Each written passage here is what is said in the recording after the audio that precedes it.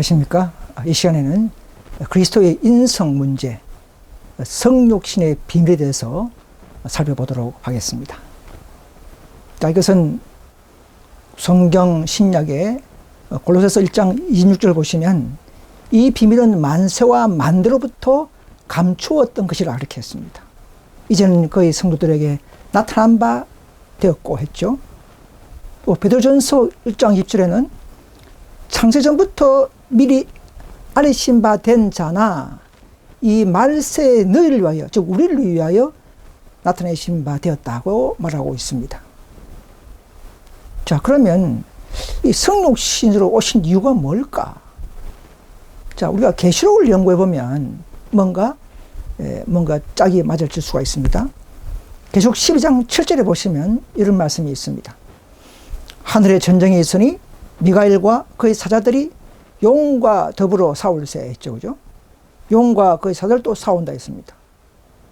뭔가 미가엘, 예수님의 별칭이죠. 미가엘과 수석천사 루시퍼와 이렇게 싸우는 일이 있었어요.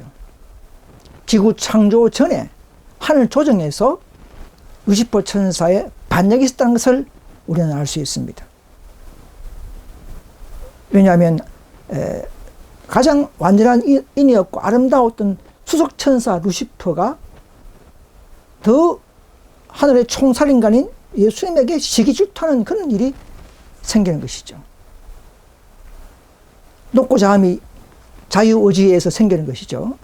그래서 하나님의 아들 예수님에 대한 질투 시기, 그리고 교만 반역 사건, 점점점 하나님의 율법도 문제가 있다고 이렇게 천사들에게 속이고, 내가 마치 이 하늘 조정을 더 개혁하고 여러분들의 복지를 위해서 운동한다, 이런 식으로 천사들을 속이면서 그 본질은 질투와 반역이죠. 자, 이런 영적인 교만 전쟁에 있어서 하나님은 어떻게 이것을 해결해야 할 것인가? 자, 그래서 에스겔 28장 14절도 이런 말씀이 있죠. 너는 기름 부음을 받은 덮는 그룹이며 네가 지음을 받은 날부터 네 모든 일에 완전하더니 마침내 불의가 드러났도다 했지 않습니까? 또 이사야 14장 14절에도 가장 높은 구름에 올라 지극히 높은 자와 비기리라 이렇게 했습니다. 사탄의 주장이 많이 있지만 몇 가지만 살펴보면 이제 죄지은 인간들은 결코 율법을 지킬 수 없다, 아담을 봐라, 이런 식으로 이제 주장하죠.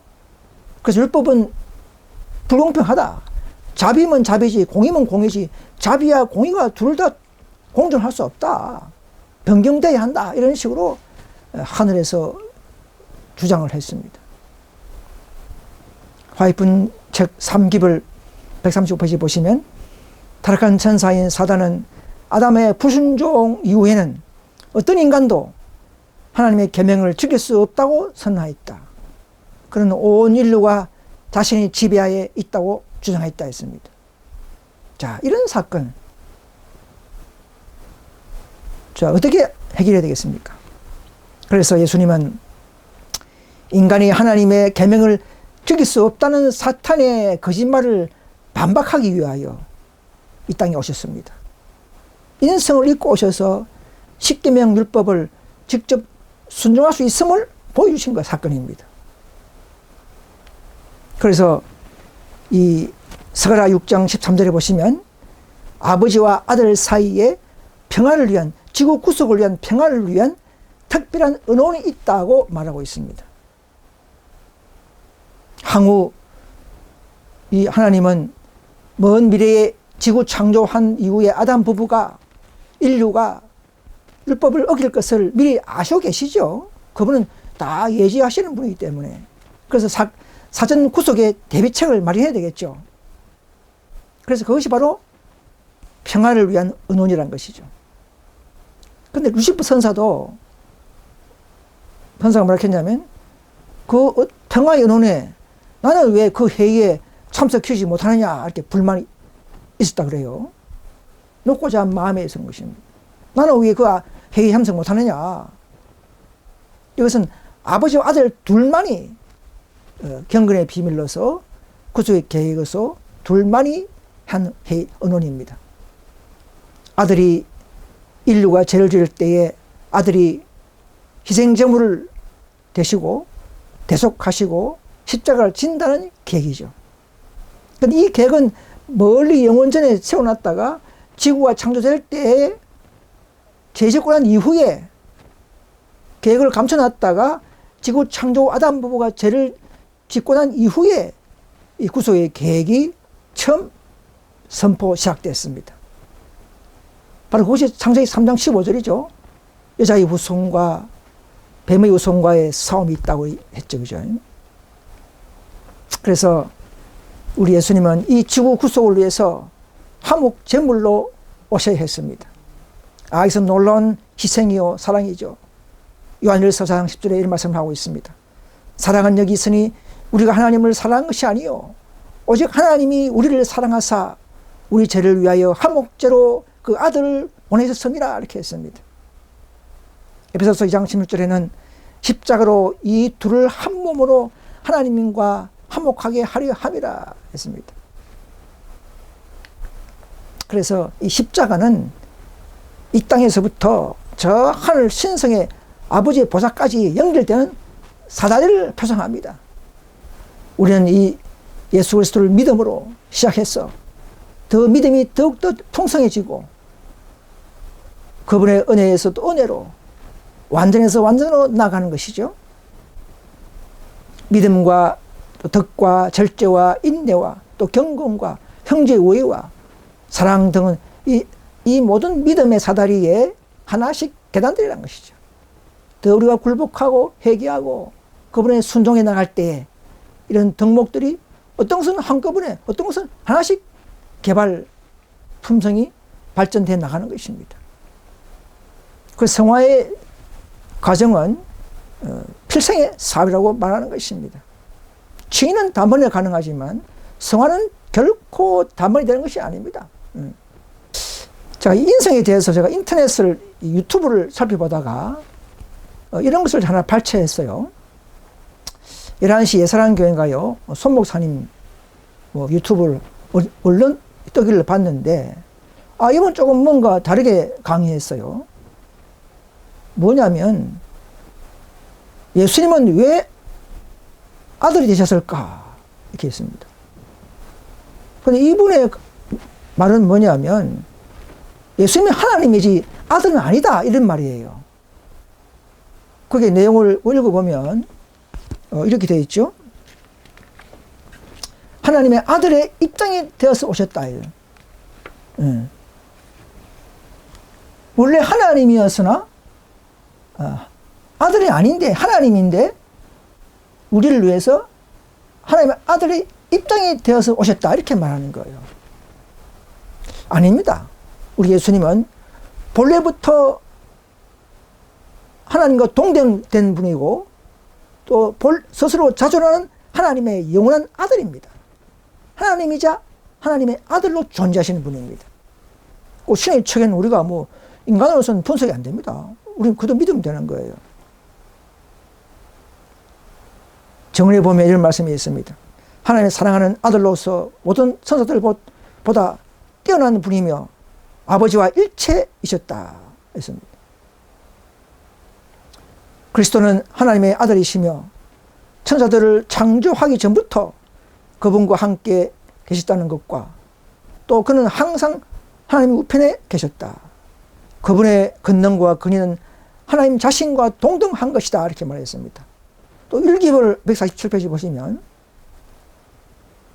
한 몸을 이루신 하나님의 영원한 아들로서 존재했다입니다. 아들이 아닌데 아들로 온 것이 아니고 영원 전부터 영원한 아들로서 존재했다는 것을 아셔야 합니다. 복음 전도에도 이런 말씀이 있죠. 주님은 하나님과 동등하시며 무한하고 전능하신 분이었다. 그분은 영원 자존하시는 하나님의 아들 하나님이시다 이 말입니다. 영원 자존하시는 하나님이 파생되거나 어떤 출생되는 것이 아니라 인간처럼 자존하시는 하나님의 아들이라 이렇게 말하고 있습니다. 우리 그렇게 믿어야 되는 것입니다. 우리 뭐 하나님의 체계를 우리 인간이 어떻게 하겠습니까? 집에 강아지가 주인의 마음을 읽을 수 있습니까? 100% 그런 것입니다. 그래서 인류를 위한 대책은 첫 아담 부부가 이 죄를 지었죠. 그를 살리기 위해서 우리 예수님은 둘째 아담으로 이렇게 오신다고 말하고 있습니다. 첫 아담이 선악과를 먹는 시험으로 불순종해버렸습니다. 세상에 죄가 들어왔습니다. 이제 죄의 값은 사망이기 때문에 죽어야 합니다. 다시는 이제 우리는 영생을 얻지 못합니다. 이런 여러 가지 조건이 생겨버렸죠. 그래서 둘째 아담 예수님께서는 첫 아담이 넘어진 그 자리에부터 시작해야 되죠. 40일 금식하는 가운데 배고픔 속에서도 돌이 떡이 되게 하는 사탄의 광야 시험에서 견디고 승리했습니다. 선악과는 어떻습니까? 먹는 식욕, 먹는 문제죠, 그죠? 식욕 문제죠, 그죠? 육체 시험이었죠. 그래서 예수님도 돌이 떡이 되게 하는 40일 동안 배고픔 속에서 더 강한 100배 강한 시험이라고 그렇게 말하고 있습니다. 그래서 아담의 불순종으로 세상에 죄가 들어오고 많은 사람들이 다 인류들이 뭐 수백억 수천억이 다 죄인 되어 버렸습니다. 역시 마찬가지로 살리려 그러면 우리 예수님 한 사람이 또 의인 되어서 승리함으로써 순종으로 많은 사람들이 의인 될 수 있죠. 그런 것입니다. 자, 그럼 아담은 어떻게 시험 받았습니까? 죄 있는 상태에서 시험 받았습니까? 아니죠. 아담은 죄 없는 완전한 품성에서, 완전한 본성에서 시험 받고 넘어짐으로 말미암아 타락한 본성이 되어버렸습니다. 자, 그럼 둘째 아담 예수님도 그분은 죄 없는 분이지만 죄 없는 본성 위에 타락한 인성을 잊고 시험을 치러야 되겠죠, 그죠? 여러분, 예수님은 시험을 받으러 오시는 분이지 이미 시험 받은 상태에서 이기려고 오시는 건 아닙니다. 그분은 타락한 인성을 잊고 시험을 치르고 유혹과 죄의 굴복을 하지 않았습니다. 아담은 이제 죄를 졌기 때문에 죽어야 하지만은 예수님은 죄 없는 분이 오셔서 율법을 순종하고 죽기까지 복종하면서 자신이 둘째 사망까지 대속했기 때문에 해결되는 것이죠. 그래서 다시 한번 말씀드리지만 아담은 악한 성향 가진 상태에서 넘어진 것은 아니죠.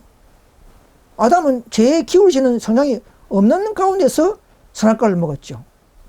아담 부부가. 그럼 둘째 아담도 굳이 악한 성향으로까지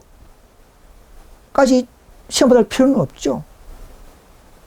죄에 기울이는 성향으로 시험받은 것이 아니기 때문에 아담도 그냥 타락한 인성, 죄 있는 육신의 모양으로 오시면 되는 것입니다. 거기서부터 시험을 시작하는 거예요. 그래서 인류는 죄로 말미암아 하늘 아버지와 영원히 단절되었습니다. 6,000년 동안. 그래서 우리 예수님 오셔서 직접 아버지와 화목시키는 화목 제물이 되셔서 다시 아버지와 화목시켰습니다.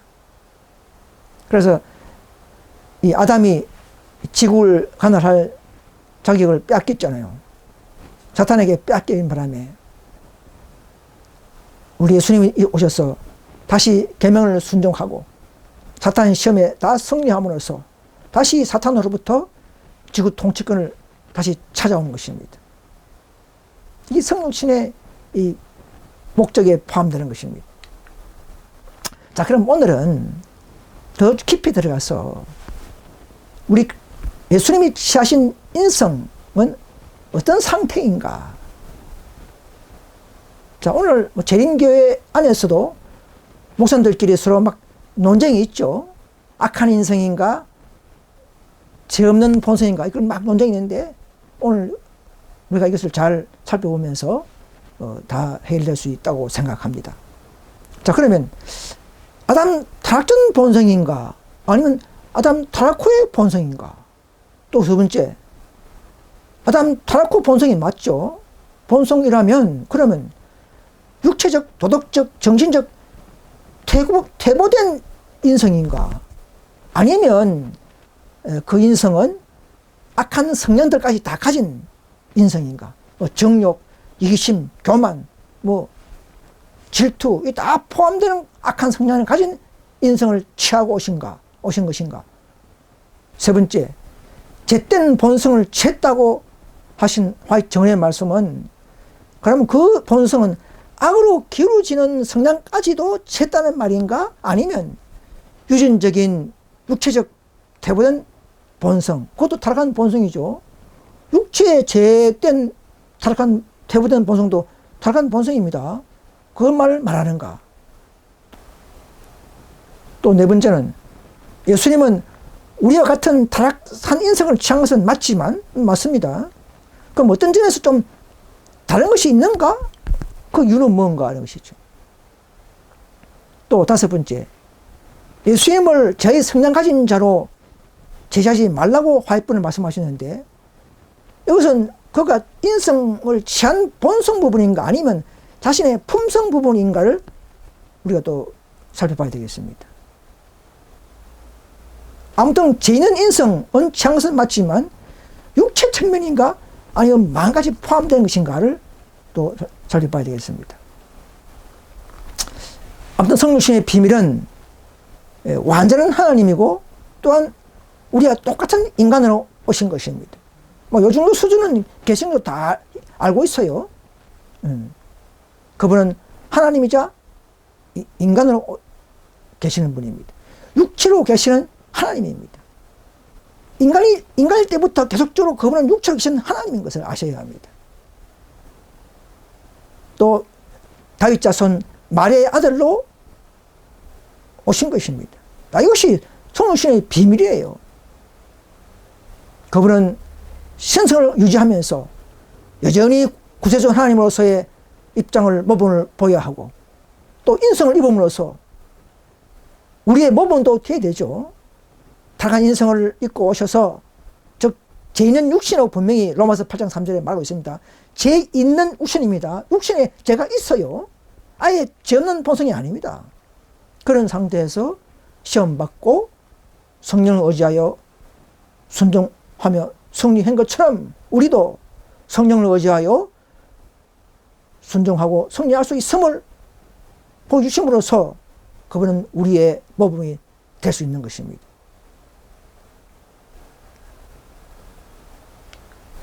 자, 그래서 이 그림 보면 그분의 한 인격 안에 결합된 두 본성이죠. 신성과 인성이 결합되었다, 그렇게 말합니다. 성육신 기간 동안에 그리스도는 진정한 사람이었다.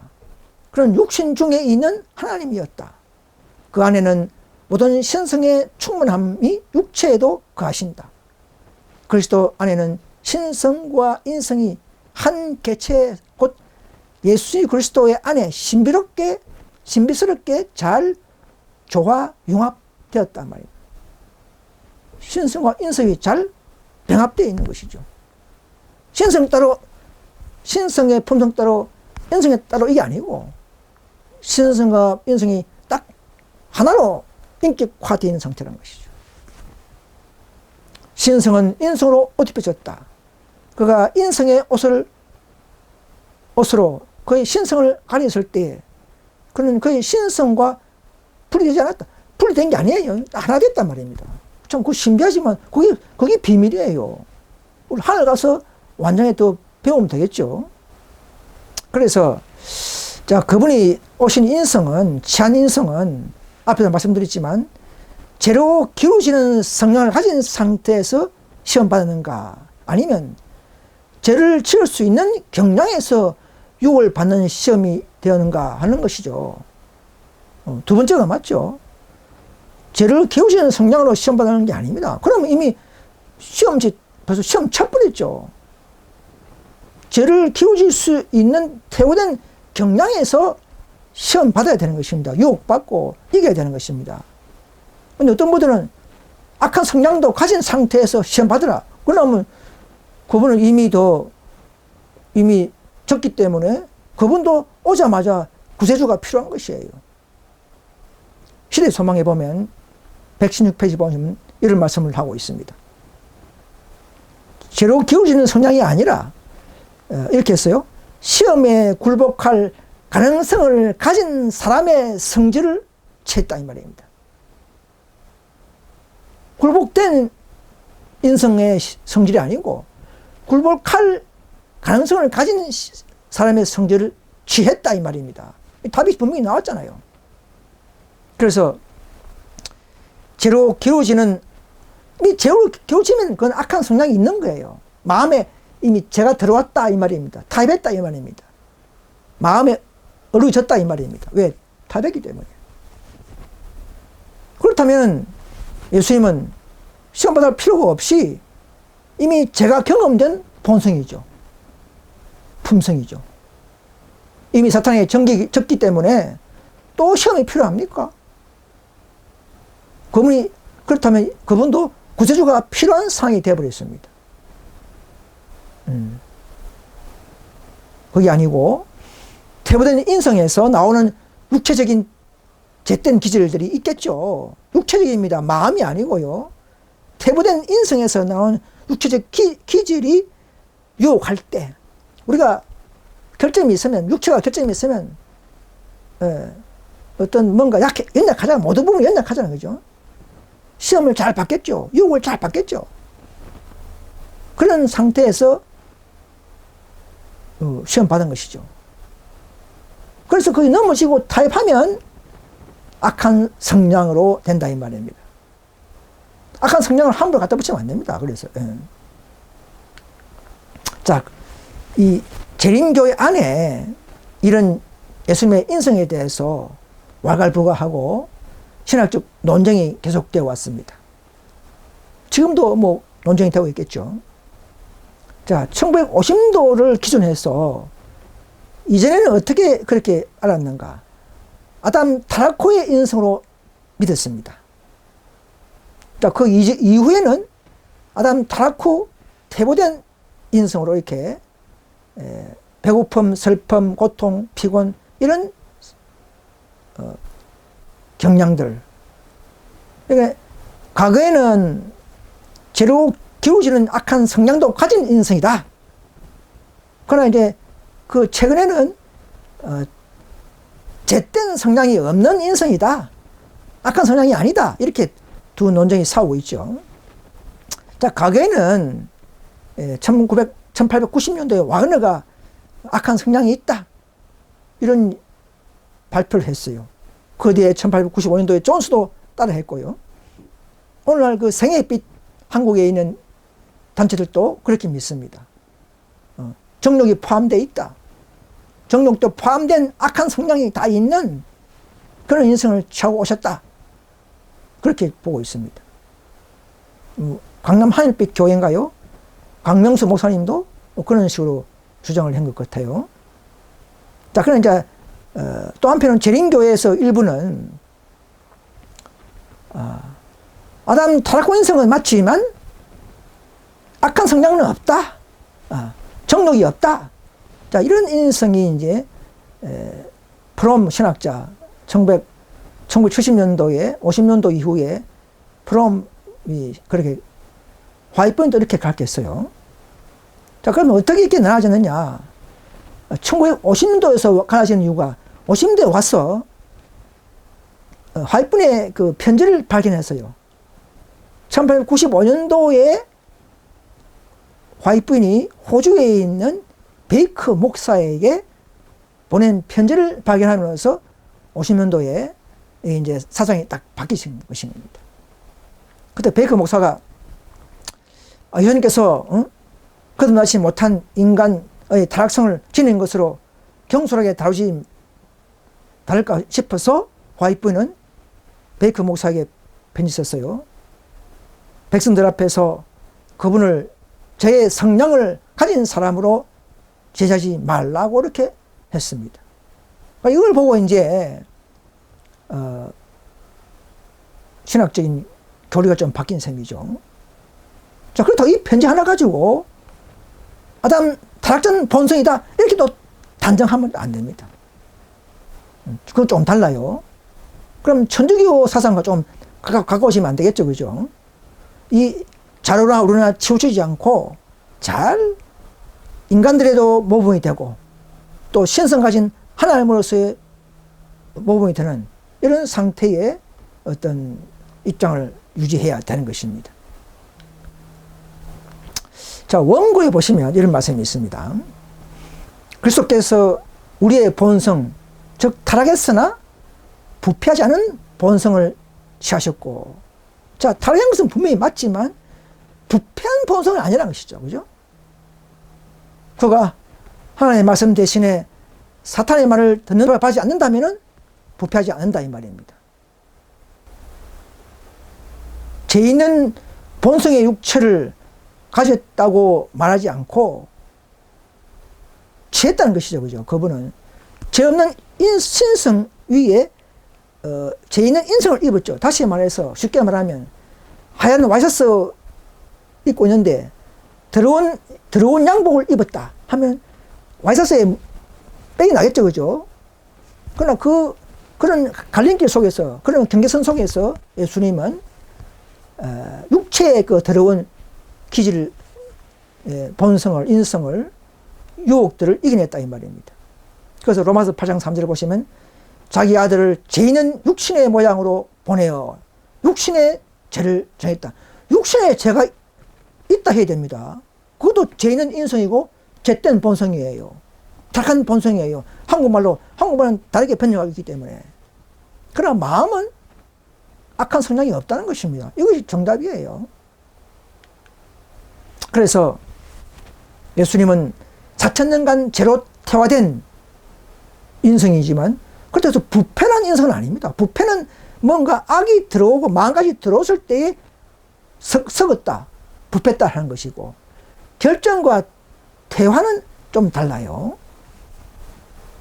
열등하고 연약한 타락한 인성을 취하신 것입니다.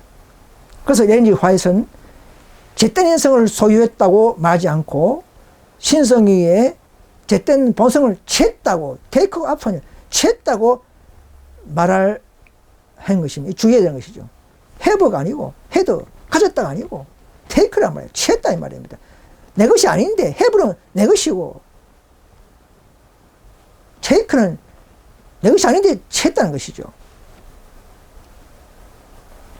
인성의 선천적 이런 태보된 성향들이 이 육체에 결점 있고 태보된 기질들이 유혹할 때에 그런 시험에 굴복할 때라야만이 악한 성향이 됩니다. 그럼 예수님은 타락한 인성을 맞지만 악한 성향이 조금도 없었다고 계속적으로 증언해서 말하고 있습니다. 제가 다 살펴봤어요.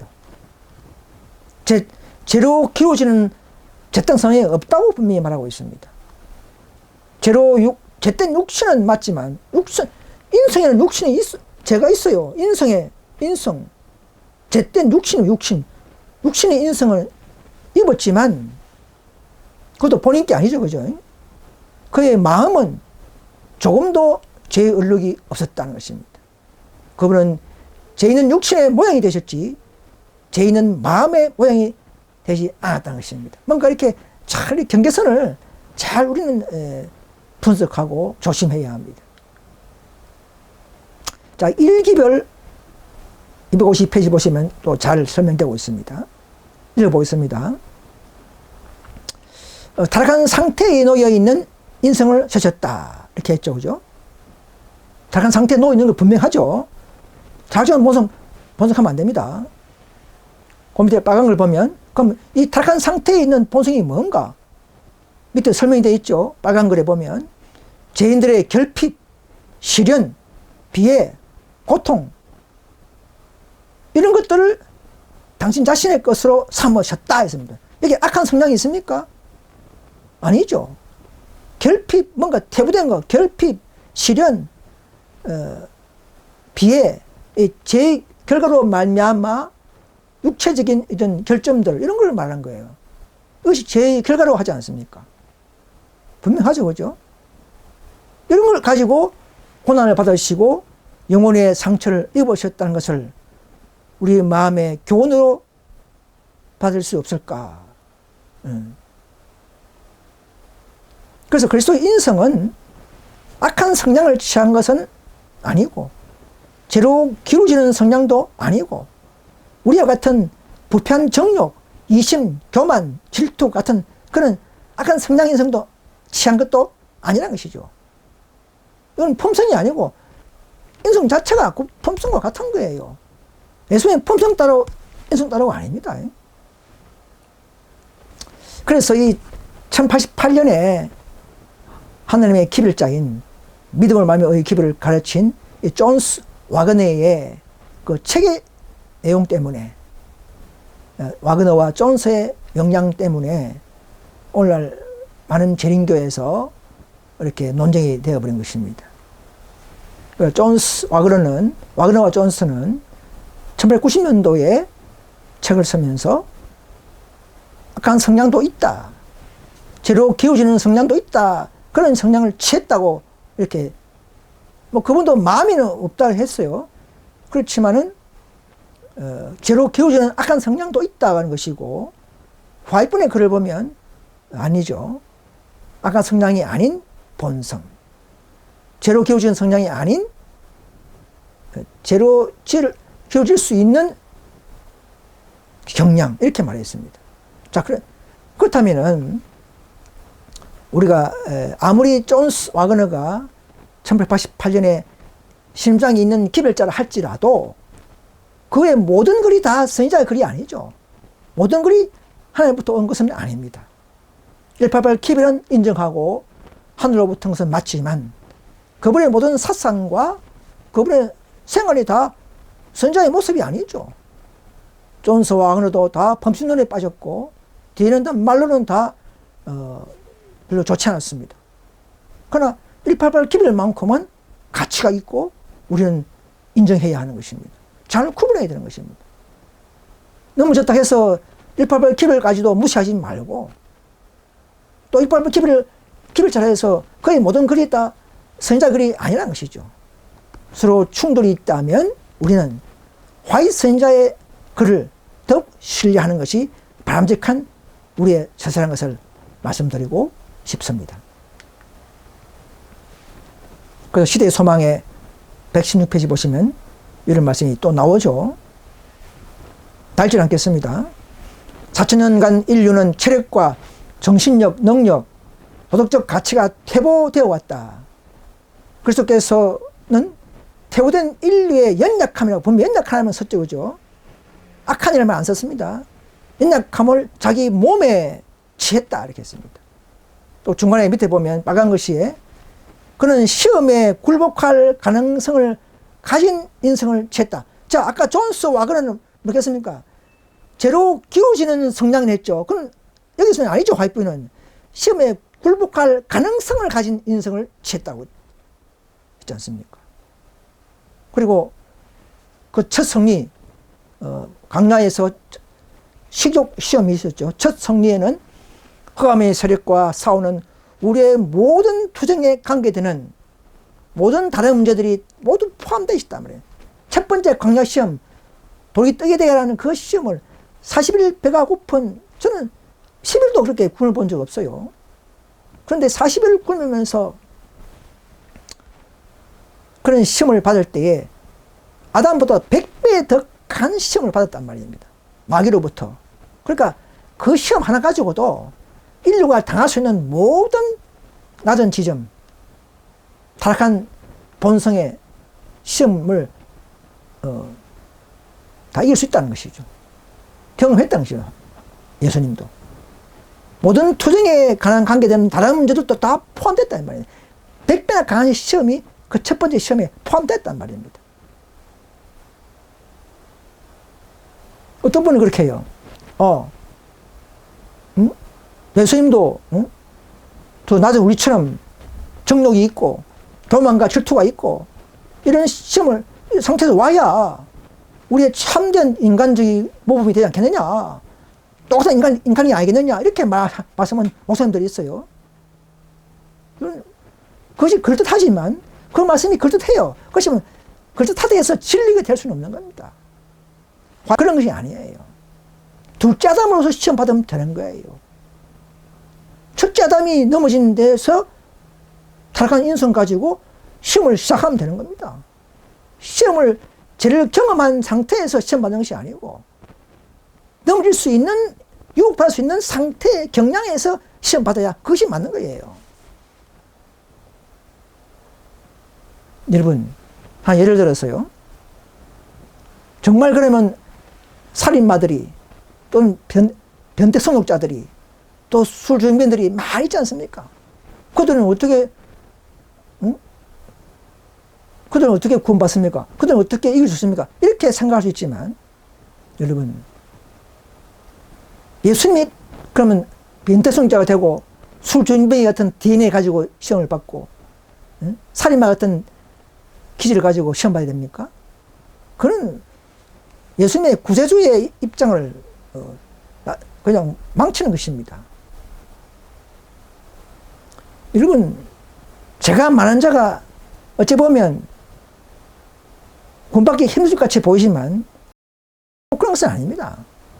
죄가 많은 곳에 더 은혜가 넘치기 때문에, 하나님의 사랑이 충만하기 때문에 어쩌면 죄가 더 많을수록 더 자신의 마음이 죄를 버리려고 하는 마음, 통의 마음이 생길 수가 있어요. 죄를 많이 경험하는 사람일수록 그런 마음이 생길 수가 있다는 것입니다. 이 놀라운 비밀이죠. 자, 예를 들어서 우리가 과거에 세상에 말이죠, 사람들 잡아다가 막 죽이고 하는 살인마들 있지 않습니까? 그는 청년이 있었어요. 그가 감옥에 잡혀갔습니다.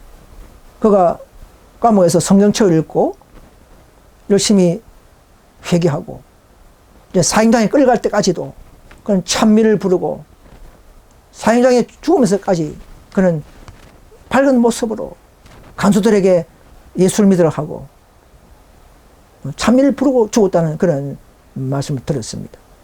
자, 그러면 간수들이 예수를 잘 믿었습니까? 예수를 믿었습니까? 여러분, 창기와 세리가 바세님보다 너희보다 먼저 천국에 들어가리라. 왜 그런 말 합니까? 창녀가 성경책 본 적이 있습니까? 교회 간 적이 있습니까? 근데 왜 교회 잘 다닌 우리보다도 먼저 천국에 갈 수 있겠습니까? 야, 이것이 하나님의 은혜예요. 사랑이란 것이죠. 그래서 굳이 예수님이 저 밑바닥까지 안 가도, 저질스러운 타락한 본성이 아니라도 그분의 의가 우리를 구원하는 것이지, 우리 성령이 우리를 치료하고 구원하는 것이지, 뭐 예수님이 그렇게 해야만이 되는 겁니까? 우리는 예수님이 이겨놓은 그 의와 능력을, 보일의 가치와 능력을 얻는 것이 중요한 것이지, 그분의 경험이 낮아져야만이 되는 것은 아니란 것이죠. 이걸 잘 구분해야 됩니다. 많은 사람들이 그럼 우리는 왜 똑같이 안 되면 우리는 어떻게 희망이 있느냐? 회개만 하면 되지 무슨 다른 게 필요 있습니까? 회개하는 것이 중요한 것이지 다른 희망이 뭐 있어요? 예수님하고 뭐 관계있어요?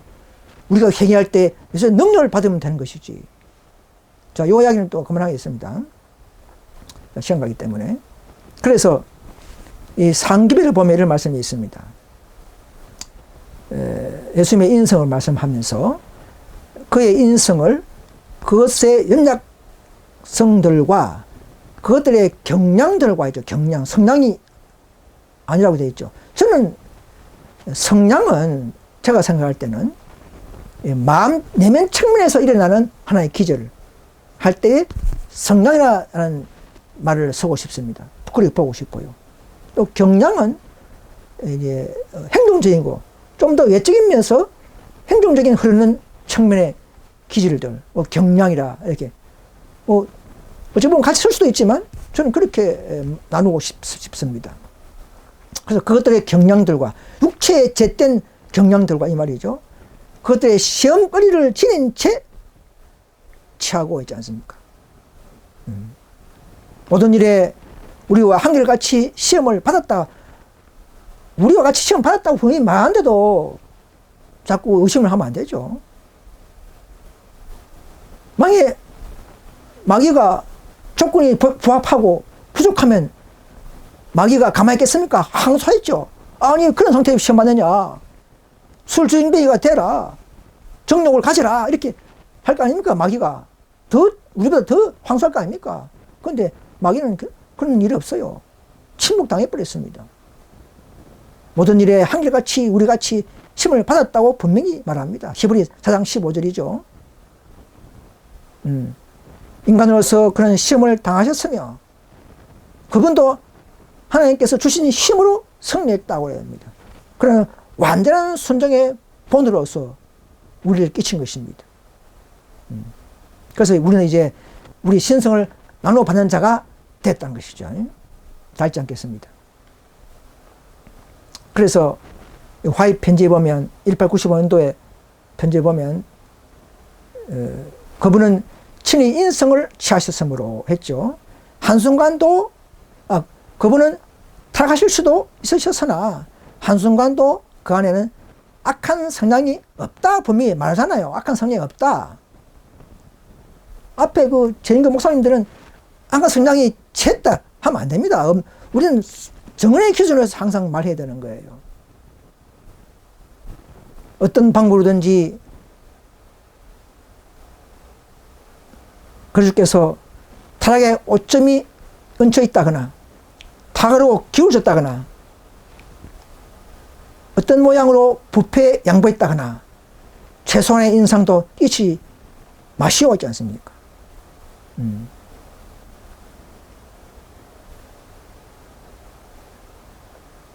이렇게 말하는데도 화입 말씀 믿지 않고 자꾸 악한 성령 가졌다, 정욕 가졌다 이렇게 말하시는 분들은 그분들은 화입 증언을 선자의 말을 부정하는 자들인 것을 알 수가 있습니다. 다 존스 와그너의 책의 영향인 것을 아셔야 합니다. 우리는 존스 와그너가 위대한 기별자였지만은 그러나 그분의 모든 말씀이 다 진리가 아니고 우리는 화입 선자의 말을 들어야 합니다. 이 상기별에 보면 지상생애에서 그리스도는 완전한 품성을 개발하셨으며 그의 아버지의 계명에 완전히 순종했다. 그죠? 이건 누가 나를 죄로 책잡겠느냐? 고 말씀하실 수 있었다. 죄 한 점도 그분에게서 방해되지 않는다. 그분은 세상 앞에 점없는 하나님의 어린 양으로 서셨다는 것이죠. 어떤 분은 이거 가지고 그분은 품성 부분이야, 인성 부분이 아니야 이렇게 말하면 여러분 인성이나 품성이나 한 인격 안에 병합됐다 그랬어요. 두 본성이 하나로 딱 돼 있단 말입니다. 근데 인성, 품성 그렇게 둘러보면 안 되죠. 그럼 그 자체가 우리가 다른 점이 되어버린 것이죠.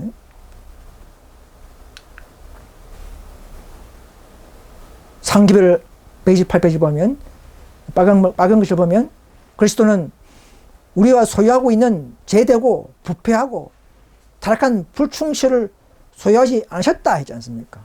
그렇다면 그는 완전한 재물이 되실 수가 없었다는 말입니다. 인성이든 인성을 취했던 그분의 품성이든 타락하고 부패한 불충실을 소유했다 하면 안 됩니다. 그분은 하나님이에요. 육체로 계신 하나님이 그대로 있는 거예요. 이 땅에 계속적으로. 놀라운 사실이죠, 이게. 하나님이 그를 다녔다는 것이죠.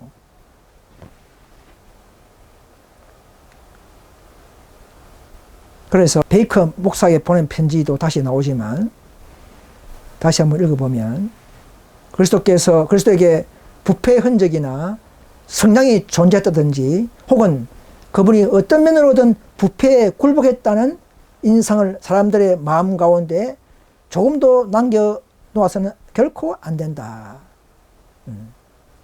왜 그렇습니까? 그분은 하나님이기 때문에.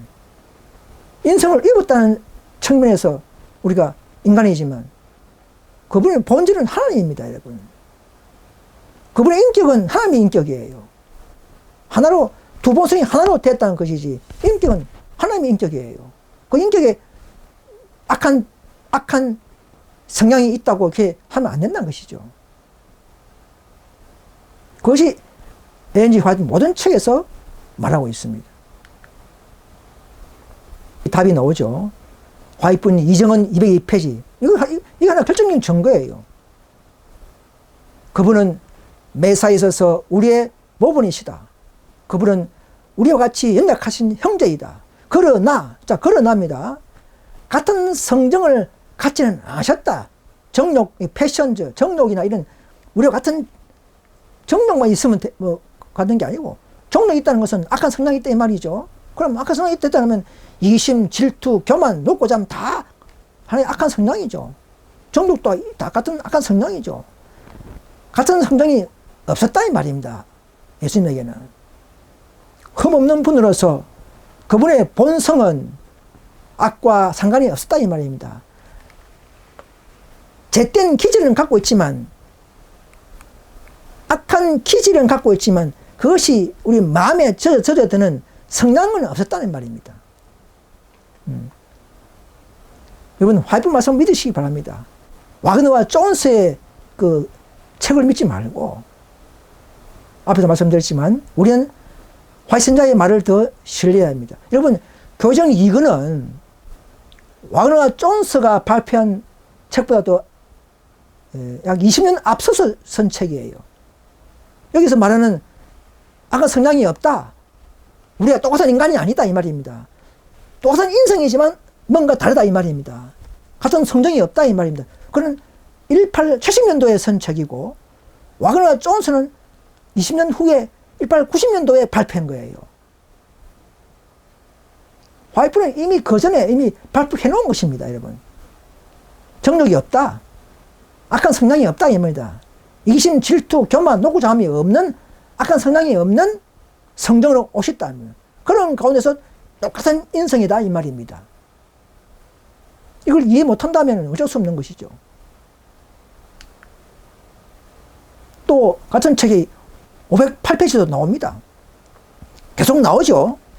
우리처럼 타락한 본성의 정욕을 갖지 않으셨지만 그와 같은 연약성이라는 말 많이 쓰는 이유가 있죠.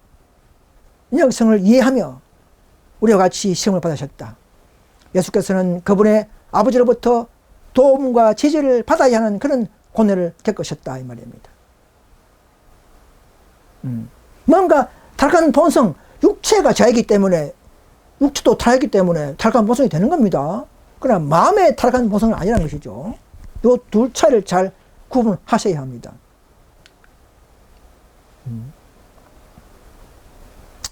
원고에 보면 이런 말씀을 중간에 읽겠습니다. 빨간 글씨만. 둘째 아담인 그리스도는 잿된 육체의 모양으로 오셨다.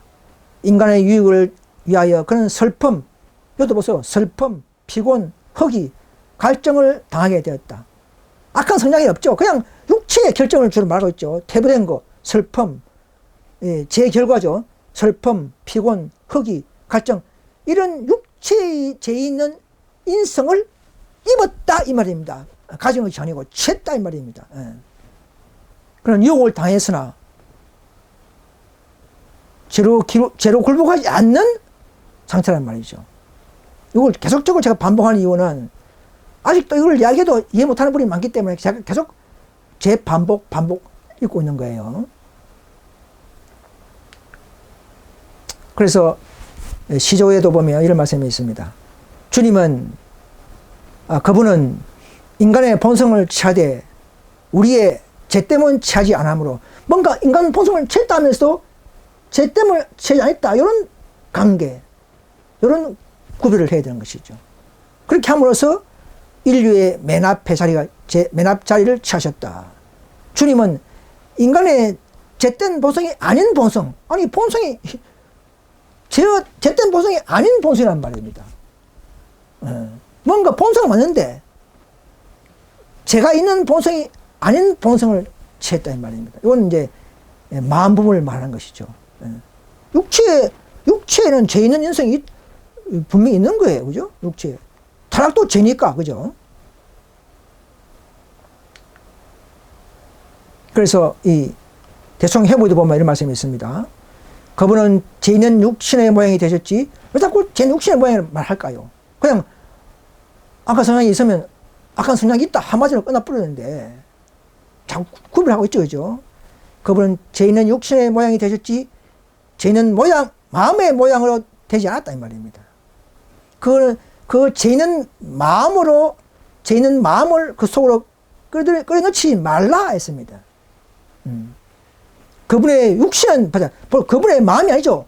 육신은 우리의 육신이었으나 그분의 마음은 그리스도 예수의 마음이라 이 말입니다. 그래서 그분은 너희 안에 이 내 마음을 품어라. 곧 그리스도 예수의 마음이니 이렇게 말할 수가 있는 것입니다. 악한 성향이 있는 마음이라면, 악한 성향이 있는 인성이라면 너희가 악한 성향처럼 내 마음을 품으라 하면 안 되죠. 그래서 또 영문시조에 보면 이런 말씀이 있습니다. 그리스도의 인성은 우리와 같았다. 분명히 같아요. 타락한 인성이기 때문에 그분에게는 고통은 더욱 예민하게 느껴졌다. 왜냐하면 그분의 영적 본성, 그죠? 영적 본성은 죄로 물든 데가 없었기 때문이다 말입니다. 죄 없는 분이 유혹을 받을 때 우리보다 더 심한 고통이 있고 유혹을 느낄 수가 있는 거예요. 그래서 한국어 표현이 여러 가지이기 때문에 우리가 같이 타락한 인성은 맞지만 죄된 마음의 인성은 아니라는 것을 우리가 말해야 됩니다. 그 아들과 딸이라는 연의신 보면 134페이지 이런 말씀이 있습니다. 그리스도는 다른 아이들과 같았다고 말하는 것은 옳지 못한 말이다. 예수님은 어릴 때 다른 어린아이와 다르다 그랬어요. 아니 같아야 되지 않습니까? 응, 다르다 그랬어요. 그분은 시험받으러 오신 분이지 악한 성향을 가지고 오신 분이 아닙니다. 경험하러 오신 분이 아니에요. 그래서 그는 보통 다른 아이들과 같지 않았다. 예수는 그의 삶을 가진 거룩한 성질과 일치된 교육을 받았다. 의의 편으로 기울어지는 그의 성향은 그의 부모들에게 계속적인 기쁨이었다.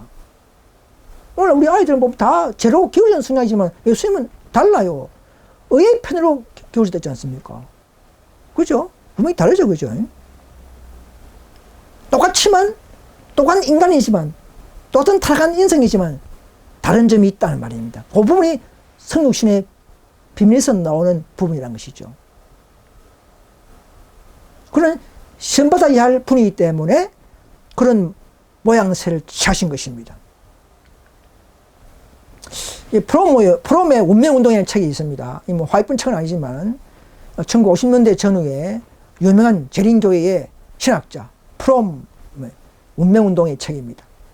이분이 화이트의 책을 가장 잘 모범으로 본땄습니다. 존스 와그너와 좀 달라요. 여기도 보시면 그분의 책을 읽어보면 그리스도 안에는 두 본성이 한 인격 안에 신비하게 섞여 있었다. 그리스도는 다른 아이들과 똑같지 않았다. 그런 인간 육체 속에 계신 하나님이었다. 그러나 죽는 것은 인간적 본성이고 신성은 모락되지 않고 죽지 않았다. 그것은 있을 수 없는 일이다. 인성만 죽고 신성은 죽지 않았다. 이렇게 했죠, 그죠? 또 밑에만 읽겠습니다. 파란 색깔. 그는 죄나 더러움의 때가 있을지라도 태화된 상태에 있는 우리의 본성을 쟀다. 악한이라는 말이 아닙니다. 태보. 4000년 태화된 육체적 기질의 상태 이 말입니다. 그리고 우리 인간의 타락한 본성의 정욕을 소유하지 않으셨다. 와이프는 똑같은 말 했죠. 그는 무지한 분이라는 말입니다. 죄의 어떤 흔적도 그 안에 있는 하나님의 현상을 손상시키지 않았다 이 말입니다. 꽃같은 연약함이 사이에 있었단 말입니다. 우리의 연약성에 있어서는 한 형제였으나 같은 정욕을 소유하지 않았다. 악한 성향이 없다 이 말입니다. 지기심, 지기심, 높고잠, 질투 이런 게 없다 이 말입니다.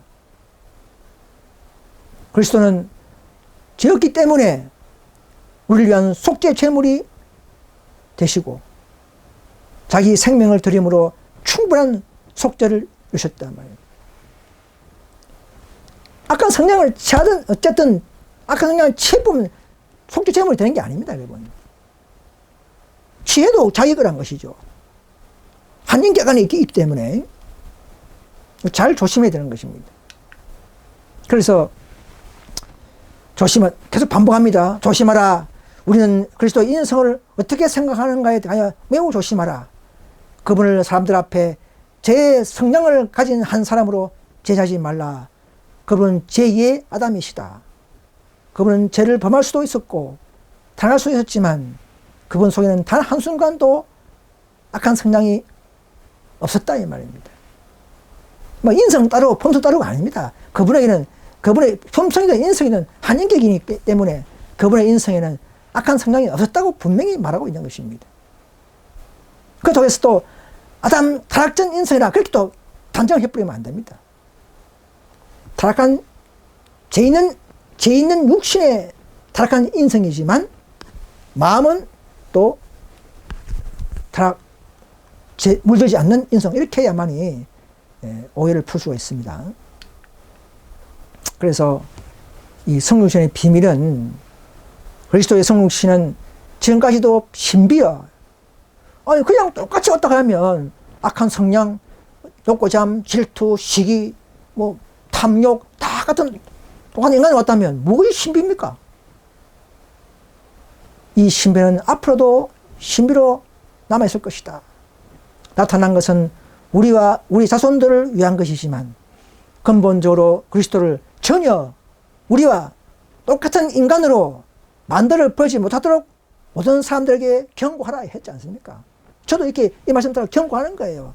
악한 성향이 있다고 말하지 마라 이 말입니다. 왜? 화이트분이 그렇게 여러 번 말했기 때문에. 존스 와그너의 책을 가지고 그렇게 말하지 마라 이 말입니다. 옛날에 화이트분도 존스 와그너가 믿음 너무너무 강조하다 보니까, 너무 심하게 나가다 보니까 화이트분은 존스 보고, 존스 형제여, 믿음을 마음에도 좋지만 너무 믿음에 좀 조건이 없는 것 같이 말하고 있다. 그렇게 하지 말라. 지금은 오히려 행함을 강조할 필요가 있다. 그런 말을 한 거예요. 존스 보고. 화이트 선자가 존스에게 지적한 거예요. 막 그런 것입니다, 여러분. 자, 결론 요약을 했습니다. 우리와 같은 다양한 본성을 잃고 오셨다. 맞습니다. 두 번째, 우리의 악한 성향, 부패한 정욕 등을 가진 그런 인성은 아니다. 맞습니다. 세 번째, 유전적, 육체적 죄의 결과로 퇴보된 경영을 가져 유혹과 죄에 굴복한 가능성을 가진 연약한 인성을 오셨다. 맞습니다. 넷째, 악으로 기울어지는 죄된 성향은 가지고 취하고 오신 거 아니다. 맞습니다. 다섯째, 정은 말씀대로 조금이라도 악한 성향이 있는 분으로 죄에서는 안 됩니다. 맞습니다. 여섯 번째, 예수님은 악에 대한 타고난 성향은 다른 아이들과 같이 않았단 말입니다. 그는 어릴 때부터 의의 편으로 기울어지는 경향을 가졌다. 맞습니다. 일곱 번째, 죄된 본성. 자, 죄된 본성 해서 부패된 욕구까지가 아닙니다. 한국의 그 표현 단어는 다양할 수 있어요. 죄된 본성을 가진 육체는 취했지만, 육체의 기질들, 결점들, 그거는 가진 걸 맞지만, 부패다는 것은 아니란 것이죠. 그러나, 그 육체에 나오는 죄된 기질들이 유혹을 할 때에 추호도 굴복하거나 죄에 참여하지 않았다 이 말입니다. 그분은 생각으로도 시험에 굴복하지 않았다고 그렇게 말하죠. 여덟 번째, 그렇게 해서 죄 없는 분으로서도 온 인류의 구주와 모범이 되는 인성이었다 이 말입니다. 그러니까 양쪽 다 인성이 우리의 모범이라는 것을 아셔야 합니다. 성육신 오셔서 시험받고 성년 결과를 말씀드리겠습니다. 율법을 인류가 이제는 결코 지킬 수 없다는 사탄의 주장에 대해 예수님은 똑같은 우리의 타락한 인성을 입고 오셔서 직접 율법을 지키심으로써 사탄의 주장을 충족시키고 우리도 지킬 수 있음을 모범으로 보여주신 것입니다. 두 번째, 십자가에서 율법을 만드신 죄가 없는 그분이 직접 대속하심으로써 율법은 폐할 것이 아니고 오히려 그 요구하는 율법의 공의를 성취하는 것을 보니 도리어 율법은 영원히 불변하는 것이구나 하는 것을 보여준 장소가 바로 십자가라는 것이죠. 십자가로 율법을 폐한 것은 아니라는 것이죠. 오히려 그분 자신이 그 공의에 직접 죽으시는 이런 놀라운 것을 보면 율법을 손대거나 변경하거나 할 수 없는 것을 아셔야 합니다. 이 개신교 분들께서 이것을 아셔야 합니다.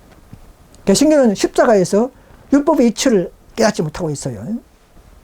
그래서 세 번째, 아버지 하나님과 죄로부터 분리된 인류를 한몫시키시고 멸망에 처할 수밖에 없었던 우리에게 다시 영생의 기회를 이뤄주신 놀라운 성육신의 비밀의 사건, 십자가의 사건입니다.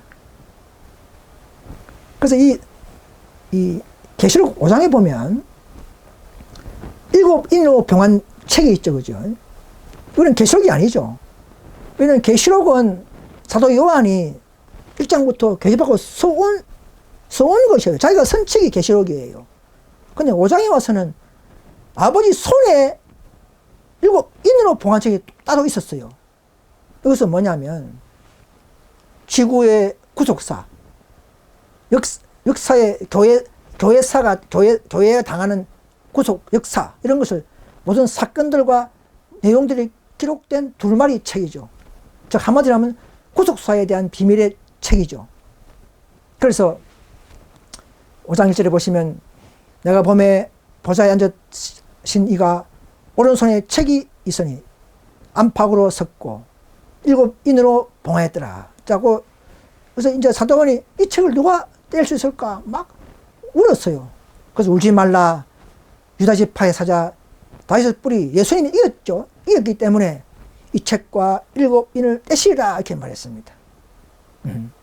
그래서 이 5장의 7인으로 봉한 책은 지구 구속사에 대한 또 교회사, 이 사건과 역사가 다 기록된 두루마리 책입니다. 그래서 이 책 내용을 왜 자꾸 떼야 되느냐? 왜 자꾸 보려고 했느냐?